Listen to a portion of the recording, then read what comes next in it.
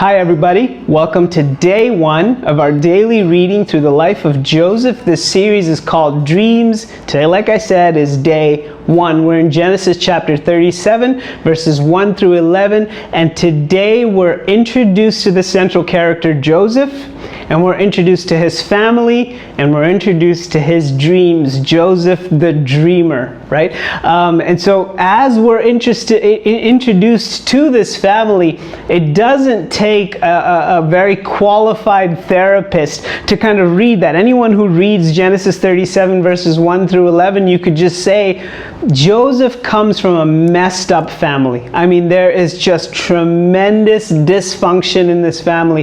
There was hatred and bitterness and favoritism and all kinds of other brokenness that you would say it's the kind of stuff that makes for a very poor family dynamic. And it's obvious as you read it. Maybe you can relate with that. Maybe you would say that one of the barriers that I've had to living my dream life is my family and my background. If only I had a better family. Well, Joseph had the worst. I mean, it was really, really bad. In fact, at one point in our reading, it says, Joseph's brothers hated Joseph so much they couldn't even bring themselves to speak peaceably. Like, they couldn't do it. They physically couldn't bring themselves to speak peaceably. Have you ever hated someone that much?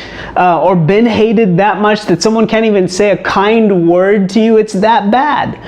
Joseph's family was completely dysfunctional. And yet, in the midst of all that, Joseph begins to have these dreams.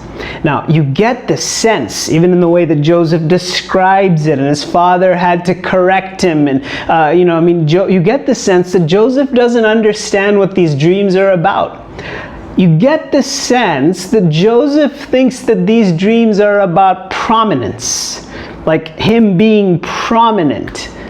But as you read Joseph's story, what becomes immensely clear is that actually these dreams are about significance. And there's a big difference between prominence and significance. Sometimes prominence comes with significance, but if we chase after prominence, being prominent and being important, we will go off track. Joseph's life began with a search for prominence, but it ends with significance, and we'll see that in the arc of his story. Let me illustrate it this way. You see my nose, don't you? A big honking long nose. They say that my grandma used to put mustard oil and pull my nose out. And so look, I've got this long nose. It's very, very prominent. Thank you for my nose. But also, I have a liver. I don't even know where my liver is, but it's extremely significant. My nose is prominent. I could probably, maybe, live without my nose. I don't want to, but I could not live without my liver. I'd need another liver. A liver is significant while it's not prominent.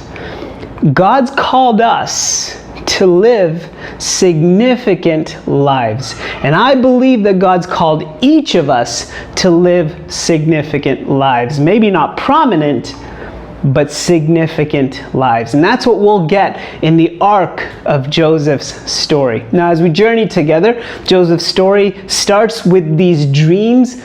And we're going to talk about dreams that God has put in our hearts. We'll look at other Bible characters where they had dreams in their hearts and what they did with them. But today, I just want to draw your attention to one little verse at the end of our reading. Genesis 37, verse 11. And in verse 11, it says something like this, depending on your translation. The brothers hated him, but his father kept these matters in mind. That's important.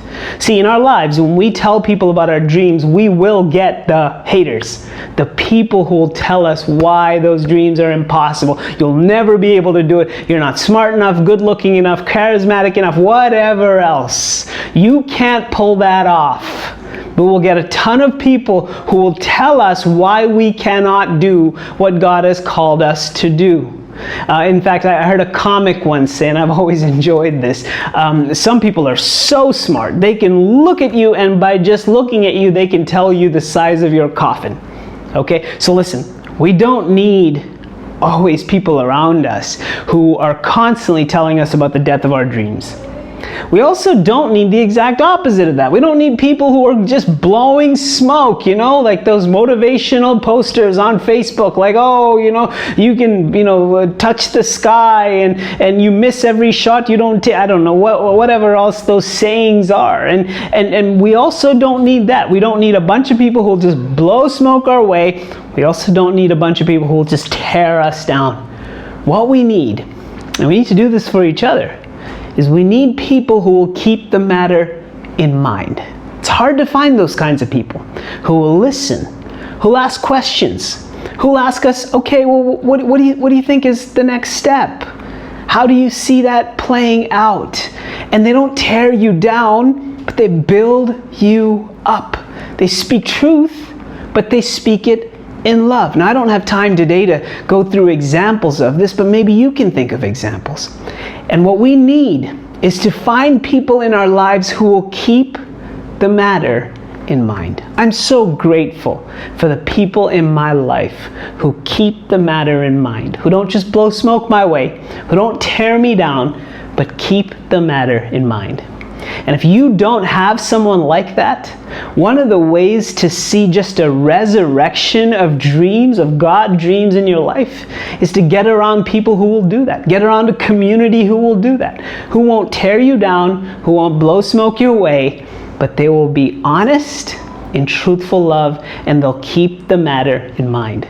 Would you take a minute to think through the dreams that God has put in your heart, to think through that they're about significance, not prominence? They're about God's glory, not our glory.